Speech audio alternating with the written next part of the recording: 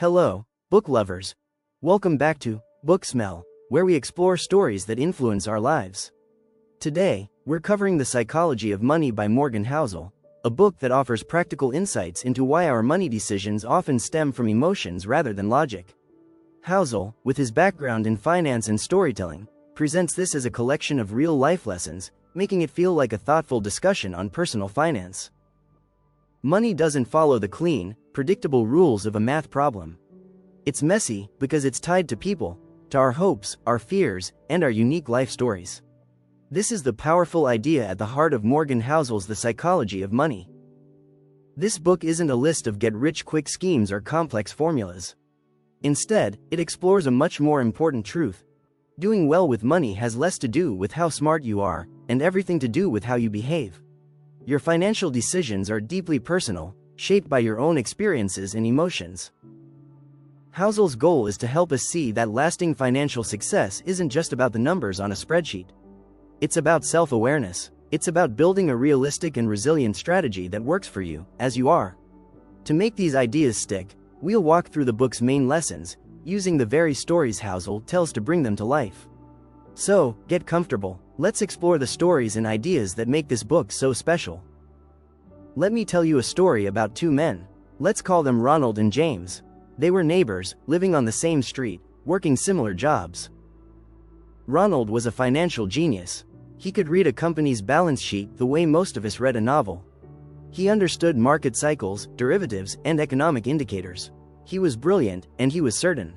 He made bold moves in the market, convinced of his own intelligence. James, on the other hand, was quiet. He wasn't dumb, but he didn't have Ronald's flashy financial intellect. He was humble. He admitted that the future was mostly a mystery. His strategy was simple, almost boring. He saved a chunk of every single paycheck, he invested in low-cost index funds, and he left it alone. He focused on his career, his family, and living a life he enjoyed. Now, if you had to bet on who would be wealthier and happier in 30 years, who would you choose? The brilliant Ronald or the humble James? As Morgan Housel would tell us, the answer isn't so straightforward. And that's the heart of this entire book. Let's explore why, by walking through the most crucial lessons Housel shares. 1. Your money story is unique, and so is everyone else's. The book begins with a powerful and deeply understanding idea. When it comes to money, no one is crazy. We all look at other people's financial choices: the friend who refuses to invest, the cousin who spends lavishly, the colleague who pinches every penny, and we can be quick to judge.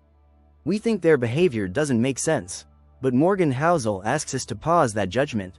Every single one of us operates from a unique financial blueprint, a personal story written by our own life experiences. The economic world you grew up in, the money lessons your family taught you, directly or indirectly, and the financial wins and losses you've witnessed. All of this forms the foundation of your money mindset. Let's look at some examples.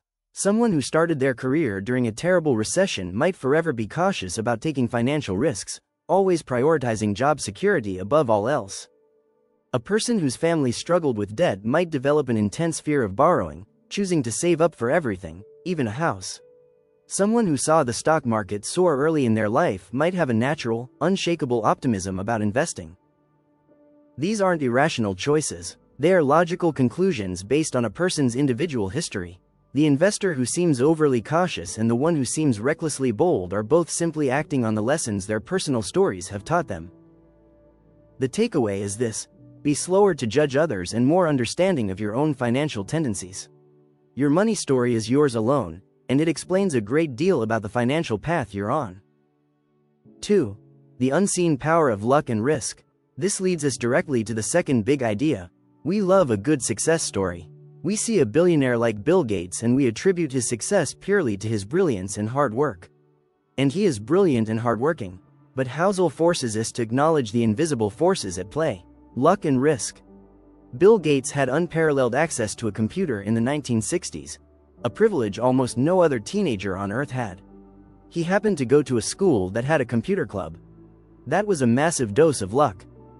Similarly, for every Bill Gates, there is someone just as smart and hardworking who took a similar risk, but a random event, an illness, a family issue, a market crash at the wrong moment, derailed their plans. That's risk. So, what does this mean for Ronald and James? Ronald, the brilliant investor, might have made a series of incredibly smart bets that paid off. But was it all smarts? Or was he also lucky that his bets coincided with a bull market? Conversely, James's boring strategy wasn't just about being humble, it was a way to insulate himself from bad luck. He wasn't trying to hit a home run, he was just trying to consistently get on base, year after year, regardless of what luck or risk threw at him. The lesson? Be careful who you praise and who you look down upon. Respect the power of the random, unseen forces in every financial outcome. Number 3. The magic of getting reasonable rich. Now, we get to one of the most liberating concepts in the book. We're bombarded with stories of extreme wealth, billionaires, and unicorn startups. But Housel asks a much more practical question. What if the goal isn't to be rich, but to be financially independent? What he calls getting reasonably rich. The difference is profound. Being rich is about displays of status. The flashy car, the big house, the luxury brands. It's about impressing others. Being wealthy is about the unseen. It's the money not spent. It's the assets in your account that give you control over your time and your choices. It's the ability to wake up one morning and say, I don't need to do anything I don't want to do today. The math behind this is astonishingly simple, yet emotionally difficult. It's about the margin of safety. James, our humble neighbor, wasn't chasing a specific dollar figure. He was focused on building a gap between his earnings and his spending. That gap was his freedom. It was his buffer against bad luck.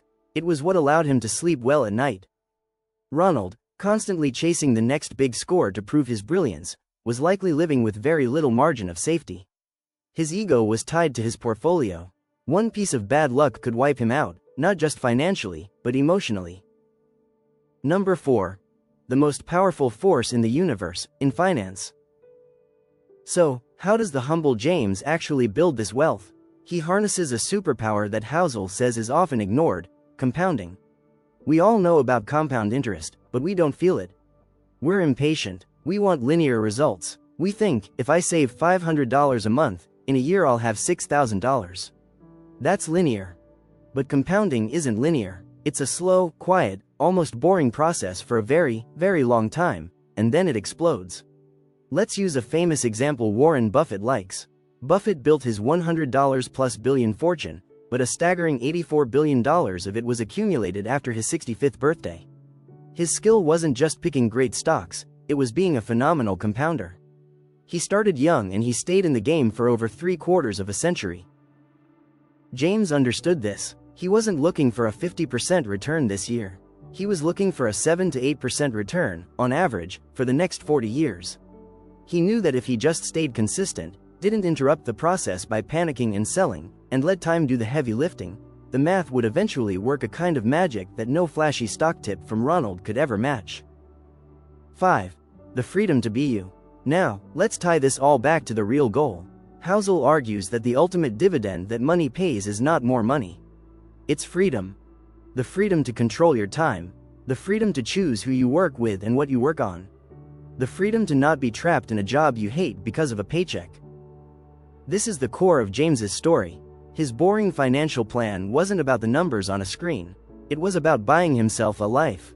He could take a day off to see his kids' school play. He could change careers if he wanted to.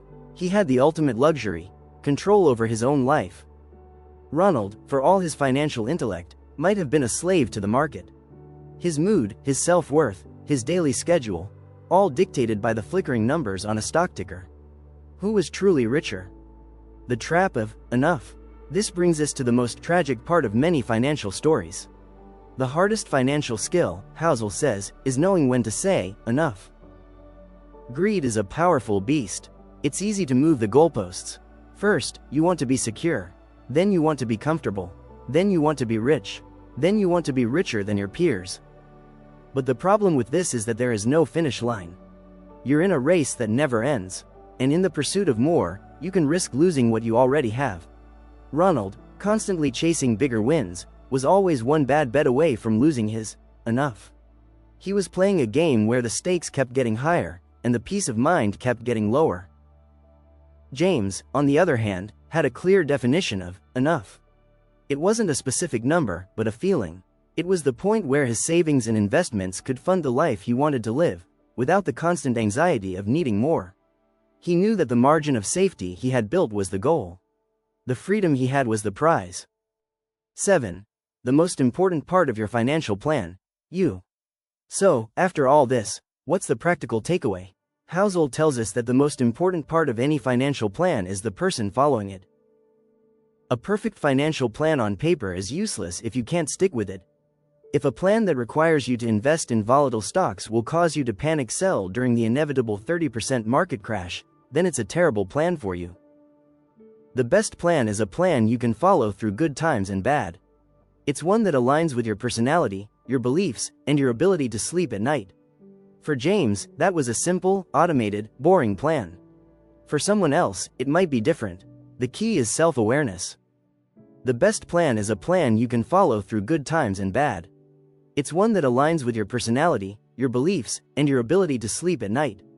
For James, that was a simple, at the end of our story, 30 years later.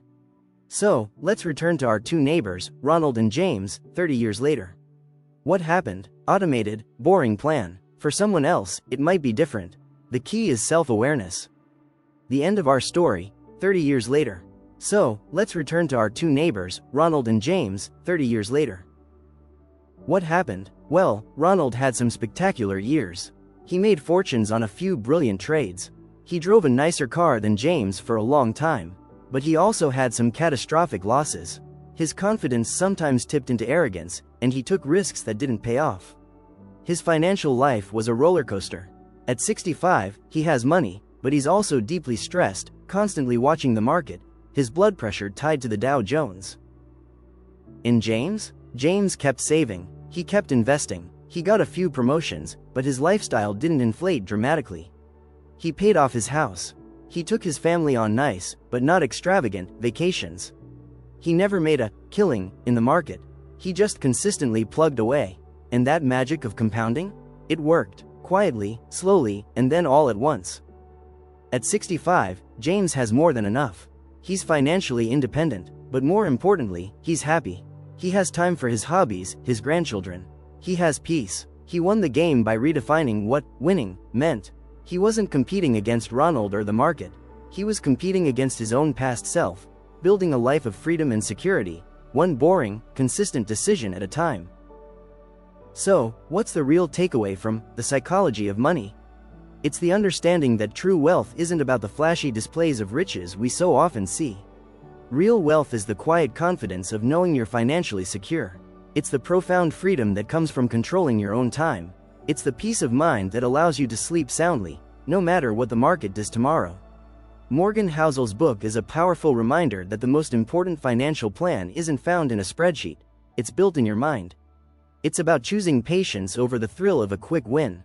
It's about embracing humility instead of the dangerous belief that you can outsmart everyone. And most importantly, it's about having the courage to define what enough means for you, and then having the discipline to live by it. Before you go, I'll leave you with a simple question to ponder. What if the ultimate goal wasn't to have more, but to need less? Thank you for sharing this time with me on Book Smell. If these ideas struck a chord, I highly recommend reading the book yourself to soak in all its gentle wisdom. Until next time, take care of yourselves and your financial peace of mind.